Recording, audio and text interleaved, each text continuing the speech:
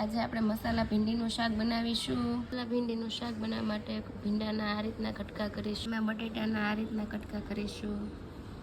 ત્યારબાદ ભીંડીને ફ્રાય કરવા માટે તેલ ગરમ મૂકીશું। હવે તેલ ગરમ થઈ ગયું છે, તેમાં ભીંડો નાખશું ફ્રાય કરવા માટે। ભીંડો આ રીતે ફ્રાય કરીશું।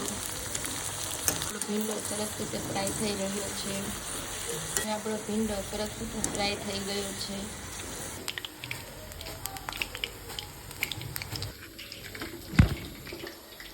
બટેટાને ફ્રાય કરીશું। આપણે બટેટાને આ રીતે ફ્રાય કરીશું। આપણા બટેટા પણ સરસ રીતે ફ્રાય થઈ ગયા છે। ભીંડી અને બટેટા બંને ફ્રાય થઈ ગયા છે। બાદ આપણે એક પેનમાં તેલ ગરમ મૂકીશું। તેલ ગરમ થયા બાદ તેમાં રાઈ, જીરું પાવડર, ભીંડો બટેટા, ચાટ મસાલો, અનુસાર મીઠું, લાલ મરચું પાવડર બધું મિક્સ કરીશું। 3 મિનિટ માટે શાકને આ રીતે હલાવતા રહીશું। મરી પાવડર એડ કરીશું। હવે આપણું મસાલા ભીંડીનું શાક બનીને રેડી થઈ ગયું છે।